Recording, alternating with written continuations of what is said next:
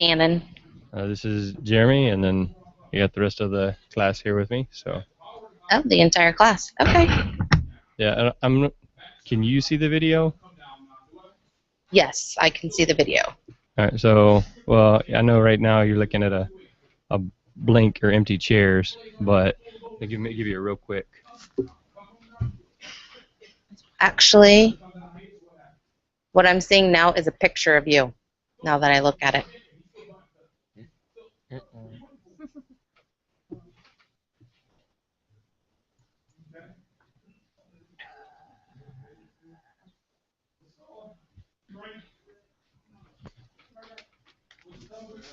All right. So that's more or less who you're talking to right now. Dr. Josh Yellen from U of H Masters of Athletic Training Program will be coming in shortly. He got tied up for a minute.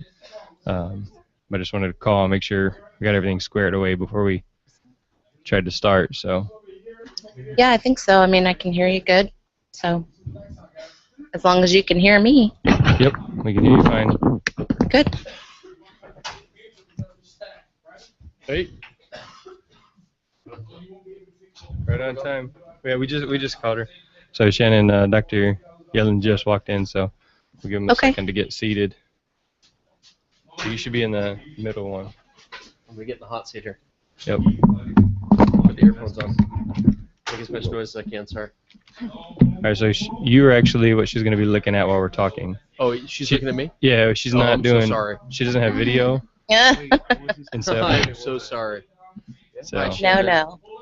Hello, how are you? Fine. I think you and I have communicated before. Prior to me coming to the University of Houston, I was the program director at Southeastern Louisiana University. Oh, yeah.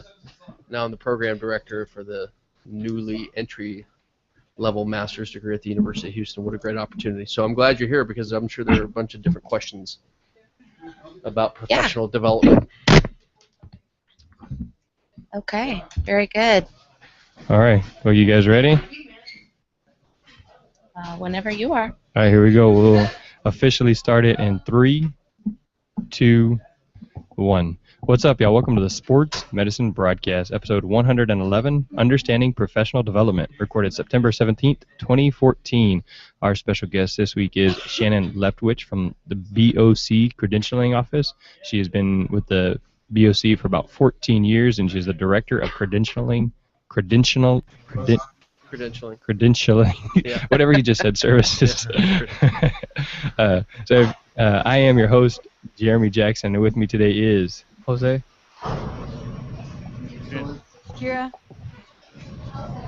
Go ahead, you can say hi, Dr. Yellen. Dr. Josh Yellen. Olivia. Jess. And Jess. We've changed the name since last week. So you can join our conversation at sportsmedicinebroadcast.com using hashtag BSMB on Twitter. Shakira is monitoring the chat room. If you're registered to earn the CEUs for the webinar, then make sure you have to register and then take the course evaluation afterwards. So you can use the chat room on there to ask your questions of Ms. Leftwich while we're live with her now. The Ustream social feature Adrian's kind of looking at, and links to all those are on the website. So without much further ado, let's get to understanding the professional development. What do you feel has been a weakness of our CEU system in the past? Well, that's a very good question. I think probably the inability previously, or actually even currently, to find out if CE programs actually improve patient outcomes and patient care. So, which is actually one of the reasons why we've introduced this evidence-based practice continuing education category. So that's probably what we would think as to be the biggest weakness is whether or not ATs are actually taking what they are learning at these programs and using them on their patients. And I think that's probably pretty consistent with other medical professions that you hear in medicine and nursing and PT and OT that, what does the evidence show? And so I'm glad you brought up this new CEU opportunity, evidence-based practice, right? So being an athletic trainer for what, 15 years, whatever it is, you know, I hear a lot of my colleagues kind of griping about what is this new evidence-based and why do I need 10 hours? So can you expand a little bit more on that and why the EVP is so important? Yeah, and it's probably not a lot different from what athletic trainers do already. You know, they go to programs, we hope, and to learn different things and to use best practices on their patients. So this new requirement is basically to encourage that and to encourage people to use best evidence on their patients instead of perhaps doing it the way they've always done it. Mm-hmm. So it ultimately will it is clinically relevant and is centered around patient care. So that's why the standards committee, and actually the standards committee of the Board of Certification, they make the recommendations for continuing education requirements to our Board of Directors, who ultimately approves them. But how this came about was an outside request of, hey, other healthcare professions are doing this. Shouldn't the BOC be looking at infusing evidence-based practice into their continuing education? Mm-hmm. You asked about our target audience. Our target audience is the BOC responsible for CEUs for any other group? No, they are not. It's just, we just certify athletic trainers. I think when I asked about the target audience for a question that you had indicated, I wasn't sure if I should be directing the response to BOC approved providers or to certified athletic trainers. So I think that's what I meant by that comment. All right, so I guess kind of for both of them, and we'll talk about more about the requirements and some of the things that we're doing here and some of the changes that are coming up. But you know, most, or I would say a lot of athletic trainers are kind of running CEU events. So, you know, like with the GHATS organization, that's all athletic trainers running events, or with the Memorial Hermann Ironman Sports Medicine Institute, that's pretty much all athletic trainers running those events. So, I mean, maybe I'm just sheltered or something, but in my opinion, they're both kind of the same. So. Yeah, and quite frankly, a lot of our providers, our approved provider programs, are not athletic trainers because it's their business. That's what they do. Mm-hmm. They put on continuing education programs. So your smaller ones, such as yourself and your associations, districts, yes, those are going to be athletic trainers that are doing this. So I have a question for you. This is Josh Ellen. Right, so I'm at the University of Houston, and one of our goals is to become a BOC approved provider, same way that when I was at Southeastern, I was a BOC approved provider. And I want to be able to apply to be able to do this, and I've got a couple different ideas. You know, maybe I'm going to use one of these new Biodex machines, or we're going to talk about concussions. So can you walk through the process for those that are interested in being an approved provider? What's the process that we need to be able to complete? So it's an application process, and the application is based on a program that you currently have or that you plan to have in the near future. And it asks things like, who is your target audience? And you'd be surprised, but we get applications that don't even include athletic trainers in their target audience. It asks for objectives. It asks for course outline. So when we're looking at reviewing the application, what we're looking for is, okay, is it appropriate for athletic trainers? Does it fall within the domains of athletic training? Is it at or above entry level for athletic training? Do they follow all the guidelines in the guidebook for the most part, or have the ability to once they are approved? Do they have a cancellation refund policy if they charge a fee? So it's actually a fairly simple process to become a BOC approved provider. And that's the current process. So as you may or may not know, there are also some new standards that will be implemented in 2016. So all BOC approved providers will need to comply with the 2016 standards for that. And we are actually looking at different ways to assess whether or not a provider is complying with those standards. So nothing has been finalized as of yet. We're still in the planning stages of, are we going to have them submit an annual report, that sort of thing.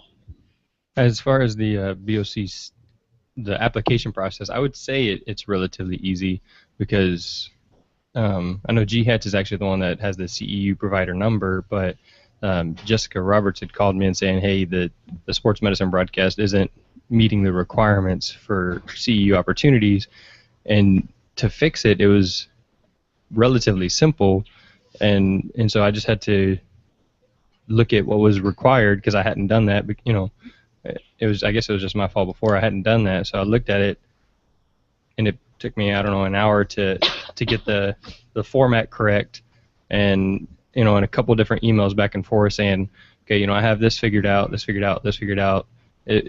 Does it meet the requirements? And then Jessica was like, yeah, at this time, yes, but you need to look at the new 2016 standards because I'm not sure if they do for those new standards. So make sure you want to move in that way. So I can speak to, yes, it is relatively simple.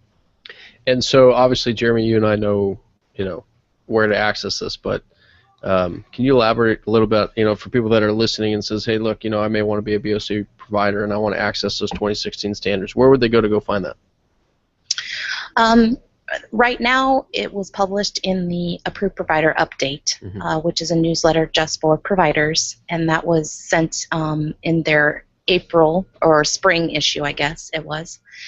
And it will also be posted on our website. I don't know that it's posted just yet. I know that they're working on it, on getting it posted. Okay.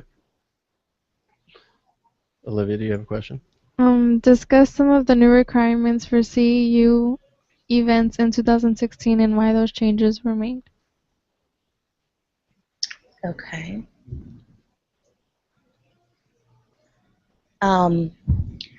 So what the standards committee, because again, the standards committee is the group that developed these. What they were trying to do is raise the bar for athletic trainers and get that high quality programming for ATs for their professional development. Right now, we don't have standards for continuing education providers. We have some guidelines like, you have to give a certificate, you have to keep a roster, simple business practices is pretty much what they're limited to. This goes a step and a half further in telling them that, okay, you need to take a look at your administration and your business practices and the content and how you're developing your programs, and are your instructors qualified, requiring an assessment and letting the consumer or the participant to reflect on and take back to their practice what they have learned. So it's just taking that next step for providers. And really, when you asked this question, that's why I asked, okay, who am I talking to? Am I talking to providers or am I talking to athletic trainers? Because really the answer is different. For athletic trainers, you're not going to see any changes that you have to make, but you will see, hopefully, some improvements on continuing education programs. For the providers are the ones that are going to need to be more accountable for their programs. So it sounds like you guys are really trying to align, the process with exactly what we see in academic institutions, right? So as a director of a program, I have got to have an academic assessment plan, and I've got to be able to evaluate that plan, and I've got to have a place where students can be evaluated and faculty can be evaluated, and we take this overall plan, and I'm watching Jeremy kind of scroll through some things, and he pulled up a diagram of Bloom's taxonomy, and so having this whole process fit into that. That sounds like that's the direction that the BOC is going. Is that correct? Yeah, it really is. You know, when you take a look at some of the objectives, you know, in today's programming, some are really great and Mm-hmm. some are not so great. Mm-hmm. And, you know, using Bloom's taxonomy best practice in writing objectives and purpose statements for programs, it's, you know, it's our hope that, okay, if people can see what the program is going to be about a little bit more clearly, that can indicate, okay, yes, I have a need for this program. So it's, again, you know, just kind of raising the bar for providers and making them more accountable for their programming. And so, just out of curiosity, if somebody wants to learn more about this education process, right? Because as you know, as a program director, we make up, I think it's like less than 1% of the entire athletic training population. And so the program directors and the faculty and the clinical coordinators, they know about this Bloom's taxonomy, they know about academic assessment plans. For people that are outside of that network and maybe are, you know, you're at a Memorial Hermann or a GHATS or a sports medicine broadcast, and you want to get some more training on measurable outcomes, academic assessment plans, Bloom's taxonomy, will the BOC be offering any courses in that? Yeah, we're looking at, we're creating about a 3-year plan right now that will include educating approved providers. Mm-hmm. We already have several resources for providers to use that will be posted, gosh, in the next 2 to 3 weeks, I would imagine, because they are completed documents. We're just, you know, making them pretty and need to get them up on the website. So, you know, we already have some resources for the evidence-based practice category for those applicants or for those providers that are submitting applications. But we have several resources that we have created to help providers comply with the new standards. And those resources really came from the providers in their comments during the public comment feedback period that we had prior to finalizing the 2016 standards. And can you go back to a statement you said earlier, right? The request, you know, for all of this really came from an outside source. So can you elaborate on who that outside source was? Was that? Well, it actually came from the education, what is it now? The education, or what is it? The ECE of the NATA. Okay. They keep changing their acronyms. acronyms. The Executive Education Committee. Yes, the Executive Council on Education. Yeah, that's right. That's right. Or is it committee now? I don't. You know what? I don't know. Either way. I know it has to do with executive and education. Yes. So it actually came from that group. Okay. The original request. And are all these standards more in line with what other allied healthcare professions are doing for their CEUs, or is this something that athletic training is taking on their own and creating their own standards? No, this is certainly, we didn't recreate the wheel, if you will. You know, other healthcare professions do have standards for their providers. So we did, that's always one of the very first things that we do when we start researching what are other healthcare professions doing. So, you know, we looked at the standards that the PTs have for their continuing education that was developed by the Federation of State Boards of Physical Therapy. We looked at what the occupational therapists had, what the pharmacists had, what the dietitians had, so, you know, the nurses. Mm-hmm. So we looked at all of those and quite frankly, you know, again, we didn't want to recreate the wheel, so, you know, we don't like to use the word stole, but we used. Well, I mean, I'm gonna replace your word stole and use the word benchmark. You benchmark against absolutely yourself against other professions, and what you're doing is you're providing an avenue for athletic training to increase, you know, its equity stake in the healthcare model. That's what we're trying to do. And that's really what it's, what we're trying to get us moving to is we are healthcare providers as athletic trainers, and we need other people to start recognizing that. Unfortunately, that includes other athletic trainers. Right. But yes, we are healthcare providers. We need to start, doing our professional development as such. We need to start practicing as such. Well, and we see this debate, back and forth. So, as we're putting together this new program at the University of Houston, and, Katie has their standards, and the BOC has their standards, and the NATA has their standards. And so, as the program, we need to be able to take all of these different standards and say, look, this is how we're going to practice, and this is the highest ethical standard that we can practice at, and we're going to hold everybody accountable for that. And you have some people that say, well, for X amount of years I've done it this way, or X amount of years I've done it that way, and I understand that. But just like everything else, this has to change, and we're going to improve out of this. So, Yeah. We're increasing accountability, we're increasing visibility, and any time you do that, you're going to face more scrutiny out of that.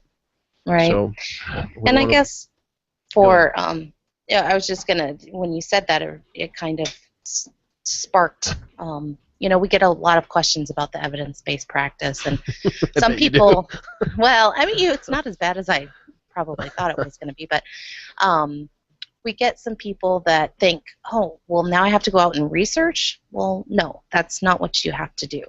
That's what these presentations have done for you. They've gathered the evidence for you. They're presenting it to you. So, that seems to be kind of a misnomer, is that, well, now I got to go, I have to go do the research myself. Well, no, that's not it at all. No, but, you need to be able to understand what the research is saying. The example I always give to other athletic trainers is, why do I need to do this evidence-based practice? And the example I always give is say, okay, well, let's say you go to your physician and, you need to be placed on this medicine. And, the physician needs to be able to weigh what are the indications, what are the contraindications, or what does the evidence say? And so is this based on the best evidence? Is this going to be the best direction for you to take as a patient? And so the athletic trainers need to be able to interpret that data, right? So if you're going to apply a modality or a rehab technique, or, make some recommendations, you need to be able to go back and say, okay, what does the evidence say? Right. And not necessarily conducting your own original research, but being able to interpret what other people have done. Right. And that's what that's about. Also encouraging people to, read the journals and what's out there. Yeah. Because that really is a great resource. I like how you emphasize the word read. Read. Yeah. Yeah. So, it's out there for everyone to see. It's just a matter of, okay, we're really encouraging you to do this because we really think that it's going to have better outcomes for your patients and improve your patient care. So since we're kind of on evidence-based practice, ideally I would like to be able to use the sports medicine broadcast for that. And I know currently each episode has to be approved beforehand. But if I was wanting to do this, I mean, we're talking about reading research. So would it be something where I brought in, Dr. Yellen, and he's been doing research on athletic training education or master's athletic training program, and we're discussing that. Does that meet those qualifications? Well, it depends. You have to follow the basic principles of evidence-based medicine.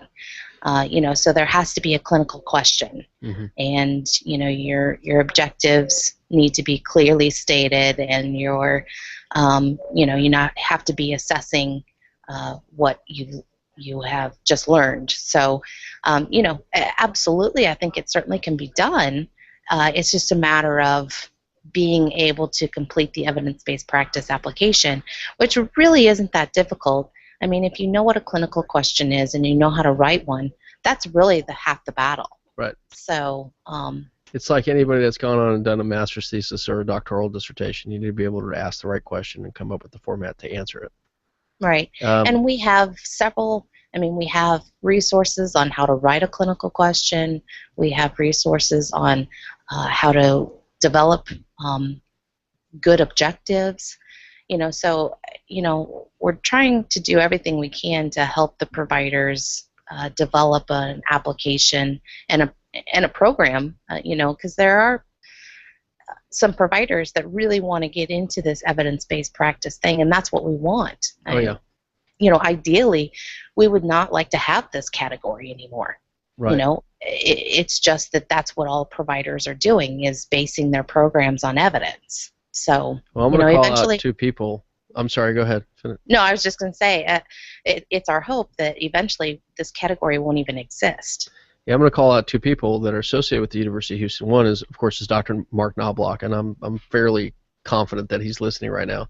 So Dr. Knobloch is my clinical coordinator over at UH, and he's teaching our research and athletic training class to our Master of Athletic Training students. And the other one is Lane Bailey. Dr. Lane Bailey. Dr. Bailey is the Director of Research for Memorial Hermann Ironman Sports Medicine Institute. So along those ways, I bet you we can put those 2 in a room together and let them come up with a couple different options, and then maybe we can present this to the BOC and get approved in the evidence-based category. Hello. Yep. Hello. I lost you. Okay. So I don't know if you want to repeat that. Oh. Because when you heard that, whoop, Oh, that was it. She dropped off. Yeah. Yeah, not sure what happened. People, they get so flustered by evidence-based, they just disconnect. That's, so you're just so overpowered. Yeah, that's it. So what I was saying was that, Dr. Mark Knobloch at the University of Houston, he's our clinical coordinator. He's teaching our research and athletic training class for our Master of Athletic Training students. And we also are affiliated with Memorial Hermann Ironman Sports Medicine Institute. And so the director of their research is Dr. Lane Bailey, and he's a doctoral prepared, PT. So what I'd like to do is get Dr. Knobloch and Dr. Bailey in the same room and kind of lock them in there and see what they can come up with in this evidence-based category. And then once we can get that, I think, nailed down, we can probably submit it to the BOC and be pretty successful. And sports medicine broadcast can benefit from that. Absolutely. Mm-hmm. And then that would go into, of course, our plan for taking over the world. So exactly. That's right in there. And then we would have the evidence to prove it. So that'll work. Yeah. What can we do on the sports medicine broadcast to ensure we are meeting the needs of athletic trainers? I think, as long as you're being consistent with your programming as far as, the quality, I think letting everybody know, what the topic's about. My biggest frustration when I go to a conference is I look at the title and even sometimes the course description, and when I get there, it's something completely different. So, I think it's important to have clearly stated objectives and just to be consistent and make sure that they, have the opportunity to reflect on what they just heard and to, also consider different people's learning styles. The adult learning theory, that certainly needs to be taken into consideration. So, just being consistent and being considerate of your audience and what their needs are. And, it's our hope that for the BOC to help our providers determine what kind of topics athletic trainers are looking for. We don't have a mechanism right now to really do that, but our hope is that we could, with future projects that we've got going on, that we're able to say, okay, what are your professional development needs, and what's out there, and if there's nothing out there, we can reach out to providers and say, hey, have you considered doing a program on this? Mm-hmm. So, I think, providers can help themselves too by, just taking a poll of athletic trainers and seeing what they need. But I think too that athletic trainers need to also be more accountable for their professional development. Mm-hmm. And I know that sometimes people get stuck in a rut and they just attend things just to attend them. And we really want to encourage people to attend things that you know, that they really need. You know, perhaps there's a gap in their knowledge and skills, you know, that may be identified. We have a professional development needs assessment available for free on our website, and I'm not sure how many people are aware of it. I mean, we've put it in every issue of our CERT update since it's been available, which is a couple of years now. So do you need to be a certified athletic trainer to take that? Like, for instance, if I'm, No. you know, our master's degree is 2 years, and so at the end of that 2 years, I'd like these students to be able to take that and find Yeah, no, absolutely. It was actually created for athletic trainers and students. Great. So, and there's, you know, we have an abbreviated version. We'll give you reflection at the domain level, but we also have the lengthy version, which goes through every single knowledge and skill statement in the role delineation study practice analysis. That it takes a little bit longer, but you get feedback at the task level. Right. And then we also have it by domain. So if you've taken it once and you've, you know, maybe gone out and have tried to do some things and you just want to know how you're doing in domain 1, you can do that so that you don't have to take the whole thing over again. So, you know, it's another tool that we really encourage athletic trainers to use and to kind of guide their professional development. But it's not only on your, you know, gap analysis, but also, you know, what are your future goals as for your profession, right, or your career. So yeah, we have a lot of people that start in one area and, you know, something catches their attention and they want to move into another. Right. In order to do that, you need to be specifically trained to do that, right? So as athletic training develops, over the 20-something years that I've been a part of it, from student to where I am now, you know, I've seen athletic training really, you know, explode, especially over the last 5 or 10 years, where traditionally you saw athletic trainers in, you know, sports settings, really, you know, sports medicine clinics, outreach clinics, universities, high schools, professional sports. And now, all of a sudden, like, I work with 2 of the athletic trainers at NASA. And, you know, there's an athletic trainer, Webb Miranda, that is at United Airlines. And some athletic trainers are with the, you know, the military and police departments and fire departments and physician extenders. And so from an educator standpoint, really kind of looking at almost these residency models that everybody's coming out. You know, they all understand the practice domains, and they all understand the educational competencies, and any educator would understand that BOC crosswalk and prepare your students to take the BOC and pass it. But then after they graduate, right, they want to be able to focus on these areas. So along the same lines of what we've been talking about, if we follow that medical model, but maybe to be proactive and create some of these residency programs, like if somebody wants to be a physician extender, or they want to go more occupational medicine, or they want to go, you know, I've seen some courses for athletic trainers like in combat medicine, or, you know, these other areas. Are those avenues that the BOC is looking at? Well, actually, I know that the NATA is looking at different kinds of certificate programs and specialty certification programs. So I know that another alphabet soup, but the Post-Professional Education Committee, which is under the ECE, they're looking at different things like that. So is the Professional Development Committee, the PDC of the ECE. They're looking at that. So, you know, I know that there are many things going on at the NATA as far as looking at, you know, do we need to move in that direction of, you know, educating or providing education to allow somebody to specialize. Sure. Are there some more students that want to ask questions here?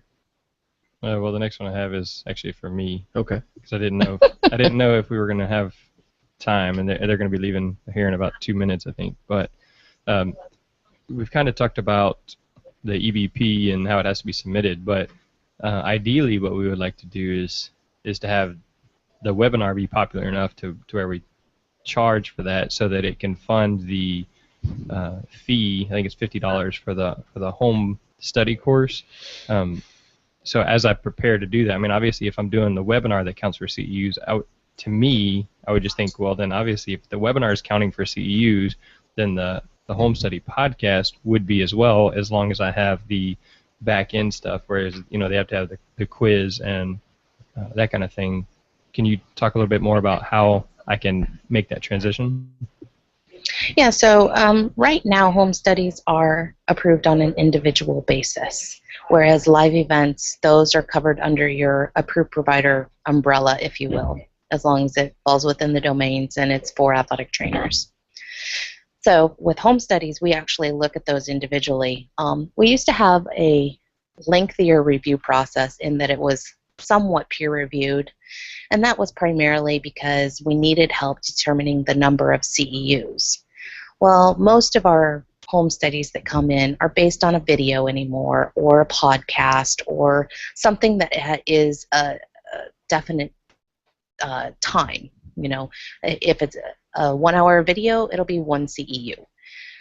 So the issue that we always had is with the ones that were text-based, because everyone reads at a different rate, everyone comprehends at a different rate.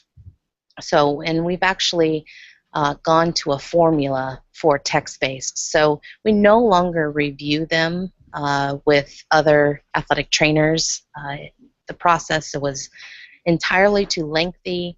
When you're depending on volunteers, and we love our volunteers, sometimes they just don't have time to look at them. So they would get caught up in the system.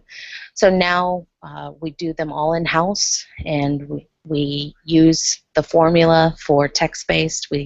If it's a video or something like that, we use the 1 equals 1, 1 contact hour equals 1 CEU.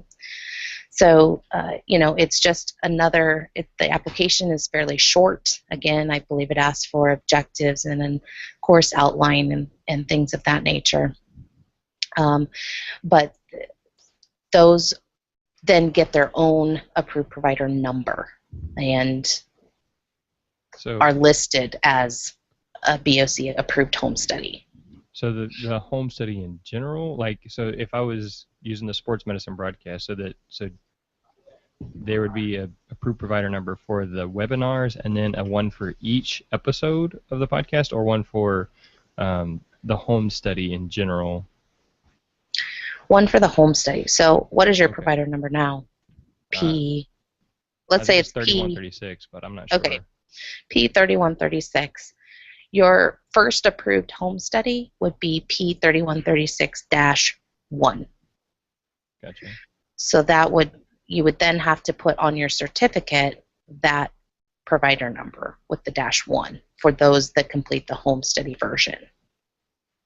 Now let me ask you another question. As far as fees, generating fees, if a provider wants to charge athletic trainers, like for instance, I'm going back to the University of Houston. So let's say we take our affiliates and our collaborators, and we say, okay, we're going to put something together that is for AT, PT, OT, and strength coach, right? And we want to charge for something like that. Does the BOC, how does that work? How does collaborating, I guess it's two separate questions. How does collaborating with other, I guess, credentialing bodies work? And then how does, if we want to be able to make, charge some fees for the sports medicine broadcast or charge some fees for the MAT program, what does the BOC think about that? BOC has no issues with providers charging fees for their programs. As far as co-sponsoring, is that what you are kind of getting at? That's not an issue either, as long as all the paperwork goes through your provider number. So your contact person is, has the roster on file, does the certificates, that sort of thing. Okay. So we don't have an issue with co-sponsoring. Now in the 2016 standards, you will notice that there is that you'll want to pay close attention. Let's say if you want to do a program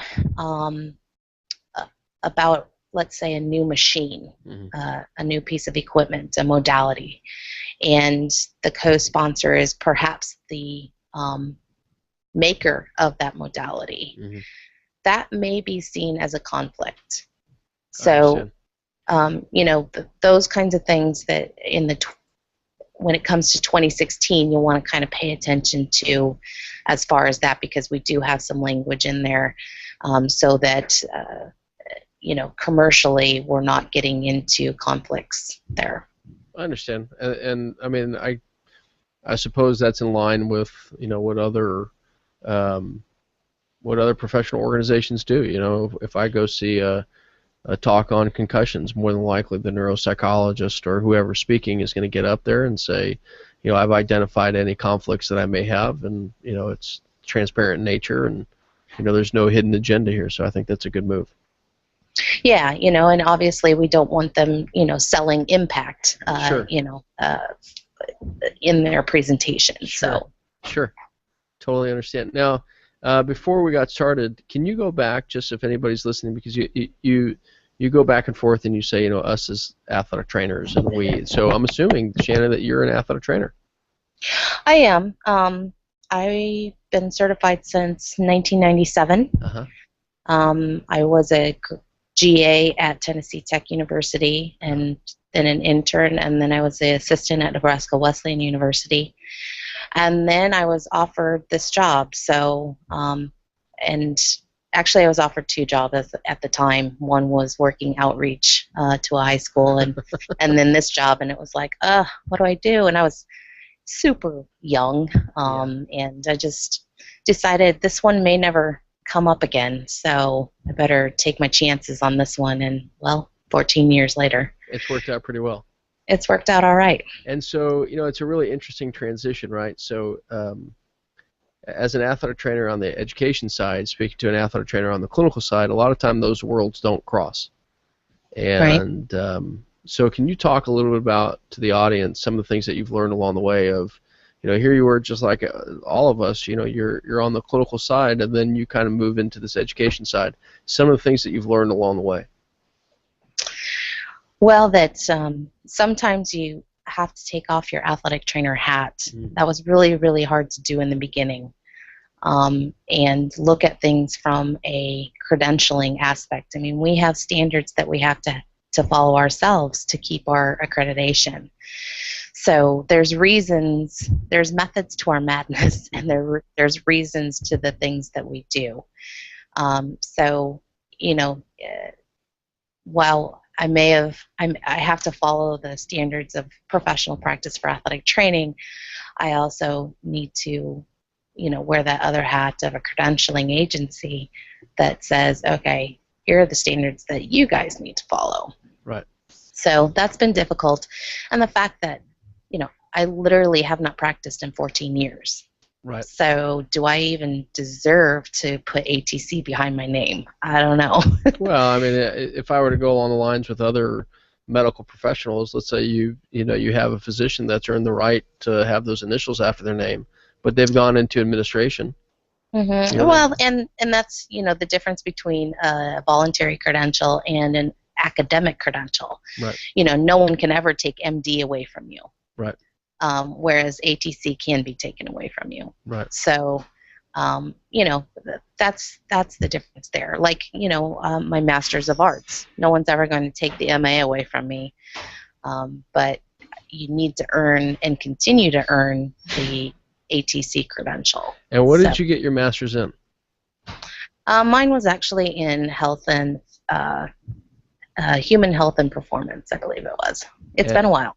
And did you, so like for me, I got my bachelor's at Cal State Northridge in '99, and then I got my master's in '04 from Long Beach State, bachelor's in athletic training, master's in kinesiology, where I did like a subspecialty in sports medicine. And then I got into the academic side of things, and I realized I was deficient in some of these, these KSAs, right?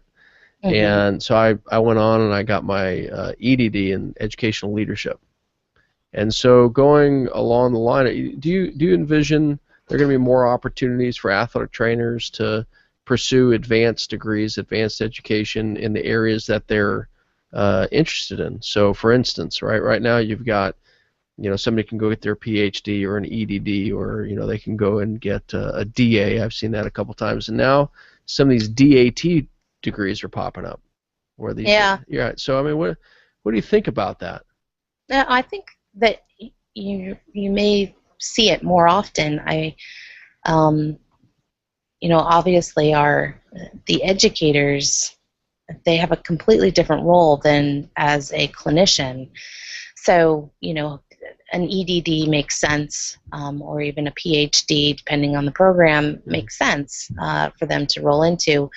But yes, yeah, you're right. You're now seeing, I think it's Rocky Mountain University or something of that nature. They have a DSC, a Right. Doctor of Science, that Right. is athletic training driven.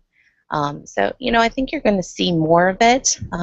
But I also think that you're going to see smaller things than somebody going to get a doctorate. I think you're going to see some specialty certifications. So, That's good. That's so always positive. perhaps, yeah, I think, manual therapy may be one. Specialty in being a physician extender. Right. So I think, not only by practice setting, but also by the role in which you play are going to be factors in those things. So now, can we weigh in on the topic of the decade, right? The transition of undergraduate athletic training degree to an entry-level master's degree.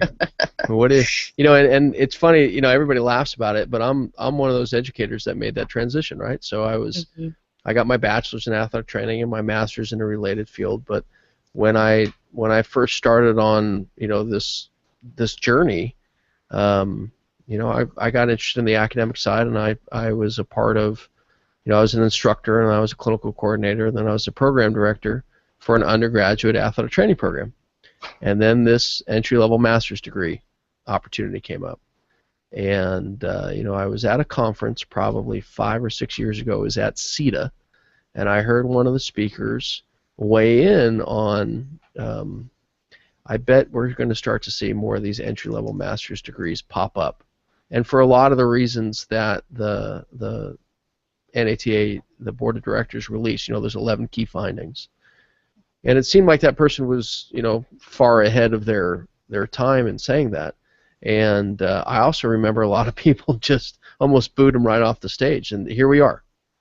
And right. So, I mean, what's your feel on this, right? So you're on the credentialing side, and you have what I would call a 30,000-foot view. And so, what are your thoughts on this? I mean, obviously, I have no idea what they're going to decide, Right. And it's not a BOC decision. It's ultimately going to be a Katie decision. Right. But if you look at the evolution of athletic training, I mean, we kind of had a similar discussion when we got rid of the internship route. Right. That was a big deal, and I'm an internship route product. Right. So,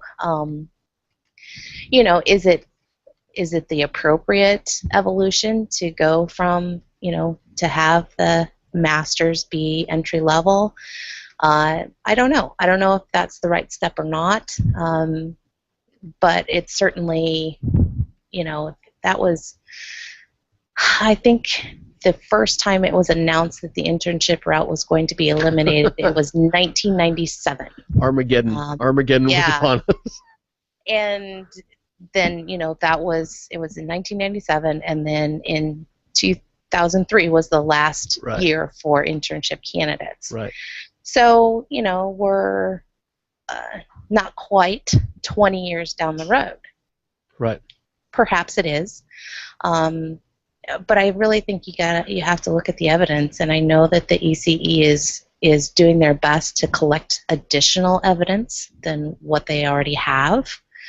So, I'd be interested to see what an economist would say. How is it going to help or hinder the profession, or even public protection? Because that's where our view comes from. Right. Is it going to protect the public? Is it going to create an access problem? Right. And that's what state regulators are interested in as well. Is, okay, if you change this, will there be an access issue? I have spoken with one regulator that I speak with often, and he thinks no, it's not going to be an issue at all if they were to jump to this. So I think that there's more information that we need to find out, and I know that everybody wants to make the decision based on, the evidence that we have. I think that we're following, again, going back to one of the statements you said, we're not recreating the wheel. We're following some other like professions, and if we look at the evolution of PT and OT, they've moved in this direction where you went from an undergraduate degree to a graduate degree, and ultimately, you're finding more mature students, and you're finding students that are more focused on their particular curriculum. And one of the things that I've learned pretty quickly moving from the undergraduate to the graduate degree was this last summer I taught anatomy, and the questioning that I got in the class was far more superior, obviously, to an undergraduate student, because they had already seen this information in their undergraduate degree. They had time to process this. They had time to reflect on this. Going back to that Bloom's taxonomy. So when we got back to the anatomy class, and we're working with cadavers, their questioning was at a higher order, and I equate that to, okay, if you're able to assimilate this knowledge and you're able to understand it better, when you get to be a clinician, you're going to understand it that much more. So hopefully what that equates to, or that translates to, is you're going to provide better patient care because you understand it at a deeper level and you understand these different issues. I think it's really a really interesting time. I'm a little disappointed in some of the athletic trainers because they've made this almost a personal battle. Mm-hmm. That and I don't think that does well for the entire profession. We need to be able to move forward as a cohesive group. And I look at little signs like, for instance, Dr. Cuppet, who is the executive director of Katie, and she came out of South Florida, and South Florida is moving to an entry-level master's degree. So, or I look at Dr. Sowers, who's the director at A.T. Still University, and they just came out with a new DAT program. So I look at little signs of what's happening and saying, I can imagine a time, in the not too distant future where the entry-level requirement is a master's degree, and you'll be taking in students that have, exercise science degrees and kinesiology degrees and, whatever you want to call it. And the entry-level requirement is a master's, and then for post-professional education, you'd go on for something like a DSC or a DAT, or you'd go on for a certificate program that would allow you to specialize in these different areas. I'll jump in for a second. And you said the last internship testing for the BOC or for the ATC was in 2004, right?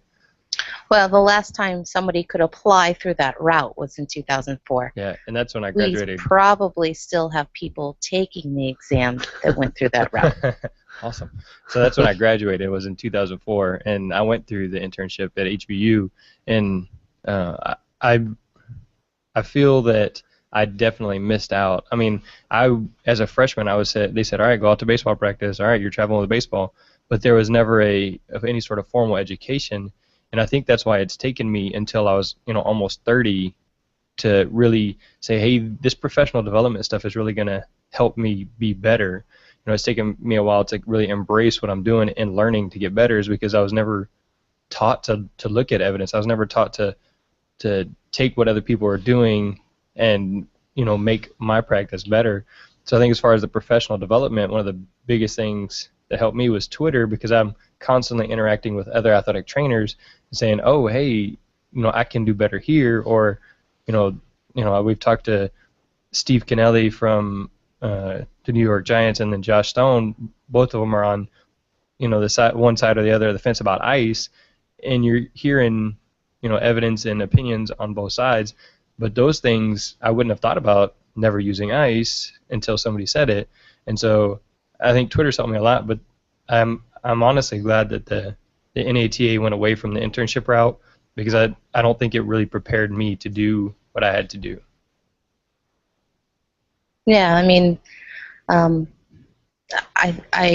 as an internship product, I appreciate all the experiences that I had, and right. I think the requirement was 1,500 hours under the supervision of an athletic trainer, and I think I had I don't know, 4,000. 4,000. Yeah, that's right. So, they really kind of threw you to the wolves a little bit, but also those programs were the ones that were really, really short-handed. Right. I think the head athletic trainer was part-time. Now I look at it and I think they have, I don't know, 4 full-time athletic trainers doing the job of what essentially one man did. Right.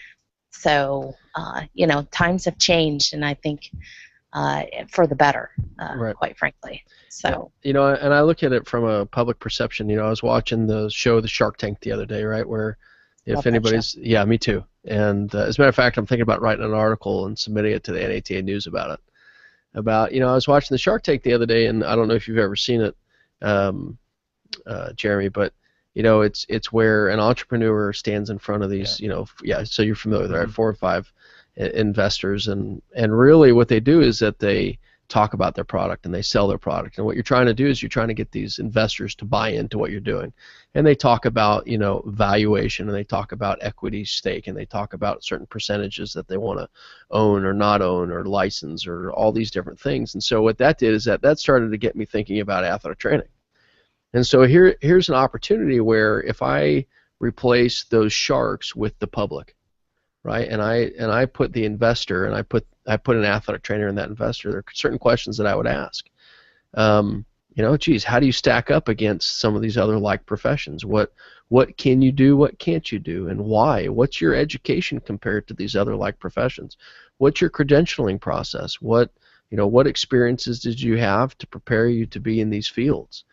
And I would agree with you, Shannon, that as we keep on moving forward in this education model and the education debate, that only positive things are going to come out, because ultimately what it does is that it really shines a light on the education and the value of an athletic trainer. It shines a light on, the athletic trainer is a legitimate healthcare provider in the medical model. If I look at other like professions, if I'm not mistaken, we're the only medical profession that specializes in, or at least we have a domain in educational competencies in the prevention of injury. And we're the only medical profession that can specialize in not only that prevention of injury, but we combine it with the immediate care of that injury. So we're a very valuable model, especially in this new healthcare model where there's so much emphasis and focus on prevention now. And as we keep moving and as we get more strict on our licensing requirements and our educational processes, and Katie becomes more focused on their accrediting processes and the BOC and the NATA, and everybody starts working together, I think that just helps us. So, like I said, if we go back and we look at athletic training like the Shark Tank, if I'm an athletic trainer, I want to make sure that I can compete with these other like professions, and ultimately let the public decide, which direction they want to go. And we've seen this debate before, and we've seen these arguments, whether it was MD or DO, whether it's do I go to an ophthalmologist or an optometrist, do I go to a podiatrist or an orthopedist, and let the public decide on what they want. But in order for us to have that seat at the table, we need to make sure that we're able to justify our existence and justify it well, and you do that by education. Absolutely. So I'm off my soapbox now. That's yeah.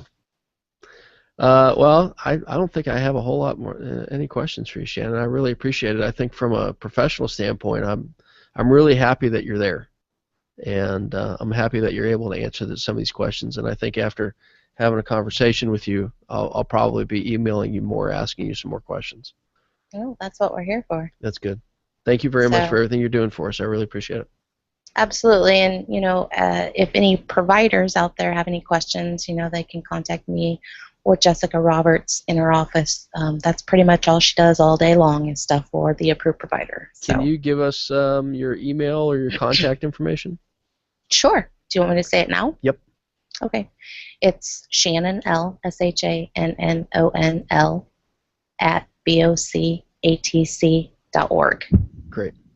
Thank you very much. Absolutely. Thanks for inviting us. All right. Well, so Shannon, if you want, you can hang up, and then I'll just close it out here on my end. Okay. Sounds great. Bye, Shannon. Thank you. Bye. Bye-bye. Jeremy, this was a lot of fun, man.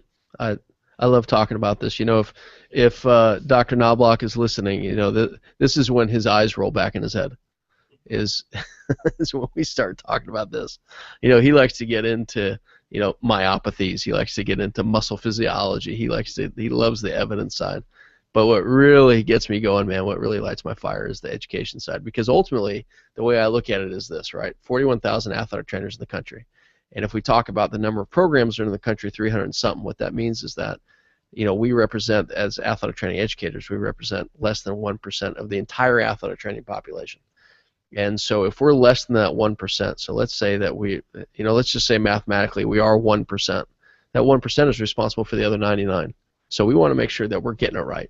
We want to make sure that we can produce a good product. We want to make sure that when these athletic training students, they graduate and they get a degree and they pass their boards and they get out to practice, they're going to be successful in society. And then they can come back and say, look at everything I did as an athletic trainer. And that only enhances our ability to compete with these other areas, right? And to go back to the Shark Tank model, this, you know, we're not telling you that you only have to buy a Ford or a Chevy or a you know, a Dodge. We're giving you the option. We're giving the public the option. But in order to play that game, we got to make sure that we're dotting all of our I's and crossing all of our T's.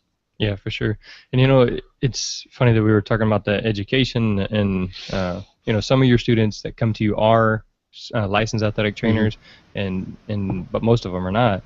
And so one of the things, a conversation I've had with different people is the title student athletic trainer here in high school, because to me, you know, they say student aides, but my students don't just aid me. In a clinic, somebody in the clinic aids the, you know, that's a clinic aid. But for me, these are students that I'm training in CPR, that I'm teaching how to look at an injury. I'm teaching about anatomy. I'm teaching rehab. They know how to look at heat injuries. They know how to look for concussions. So these students that I'm working hard to prepare to be athletic trainers to send eventually to you, like, in my opinion, this is how I'm professionally preparing them and me at the same time. And I don't know, it is, I don't think it's something that I'm like militant about, but it is something that, like, I'm intentional. I use student athletic trainer because, you know, for the most part down here in Texas, that's what we use. But I don't think that they're aides. I think they're more than just aides. They're not just somebody that's aiding me. They are a student athletic trainer.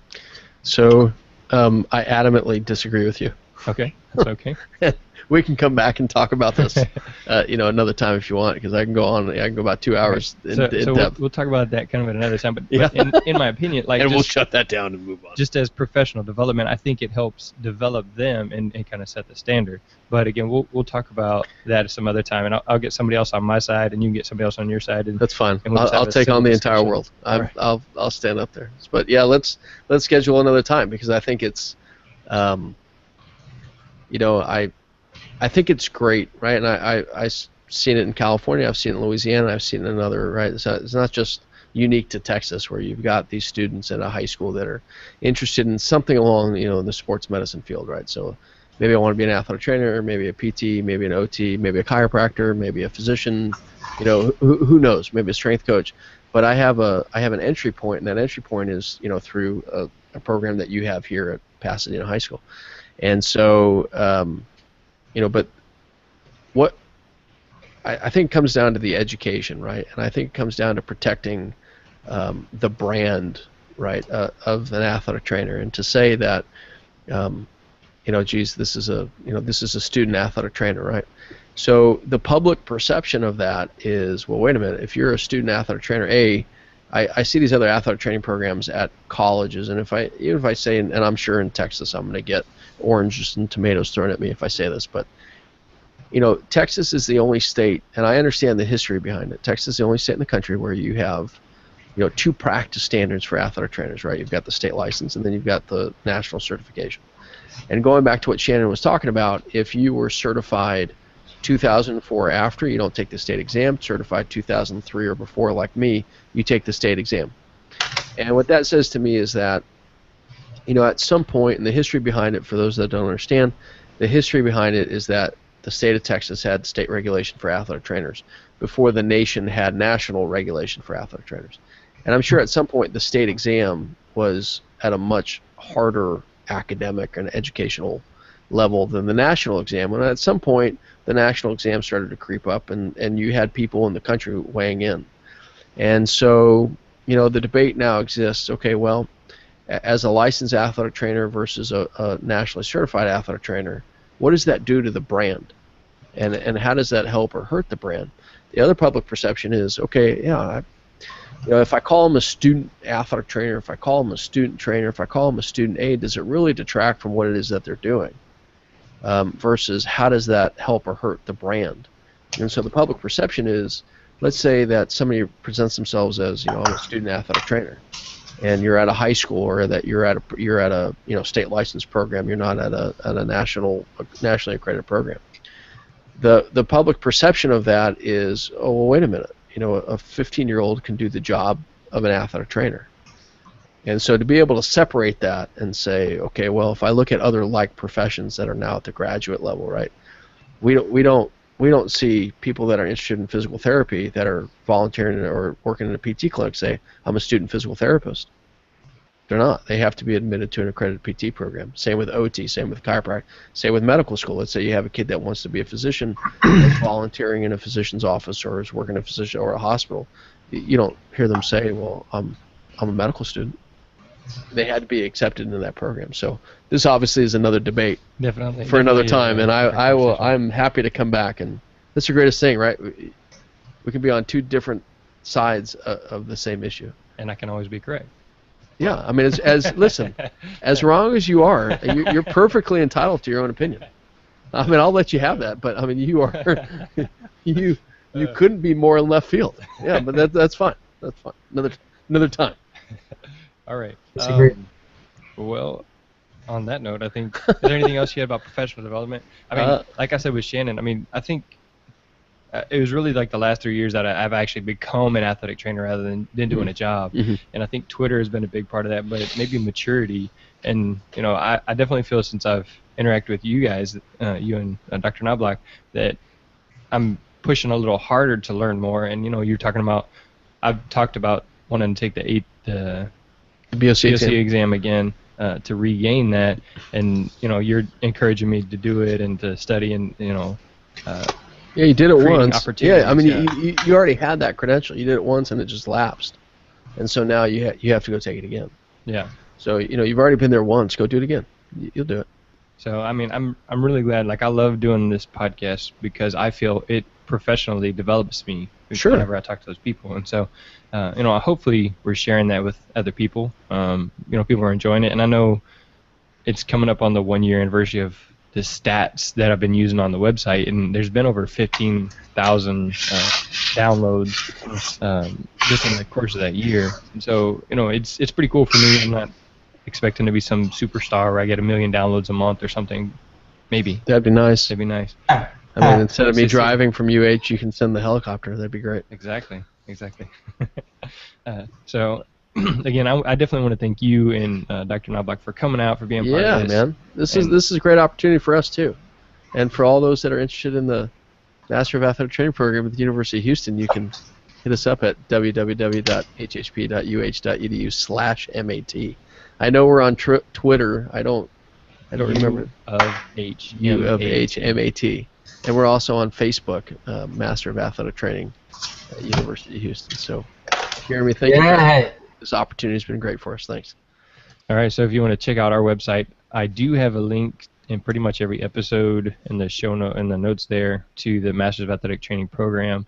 So you can click on that and find there. So on my website, sportsmedicinebroadcast.com, again, sportsmedicinebroadcast.com.